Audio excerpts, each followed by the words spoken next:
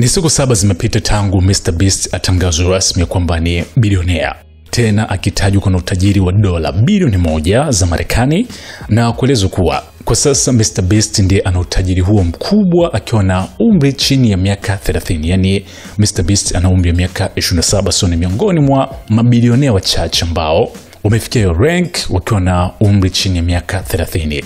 Sasa baada ya taarifa hii kuweza kuchukua nafasi, Mr Beast amekuja kufunguka mengine kabisa tofauti na kile ambacho kilikwisha kuelezwa, akikanusha kuwa hana fedha, yani hana utajiri mkubwa. Aliandika tu kupitia X kwamba mimi kwa upande wangu nina fedha chache sana.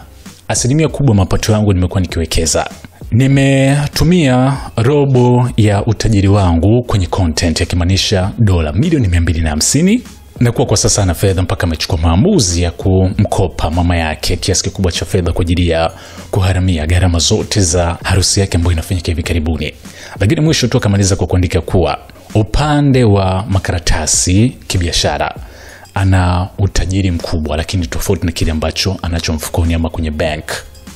So hii ni taarifa rasmi ya Mr Beast. Imekuwa ni tofauti na watu wengine ambao inapofikia stage ya kutangazwa kwamba ni mabilionea wana feel proud, lakini amekuja kutolea ufafanuzi huu ambao wengi wanaamini ameamua tu kucheza na akili za IRS, yani TRA ya Marekani, na ini kutokana kwamba kujitangaza na fedha, lakini kudai kwamba anamkopa mama yake fedha kwa ajili ya kujiharamia masuala ya harusi na kadhalika. Wengi wakisema kuwa hii ni technique ambayo anaitumia ili tu wasiweze kumtrack hasa upande wa ushuru.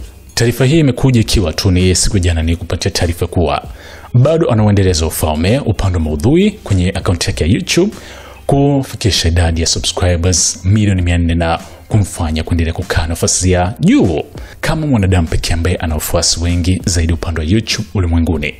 Hapo ni SNS Management.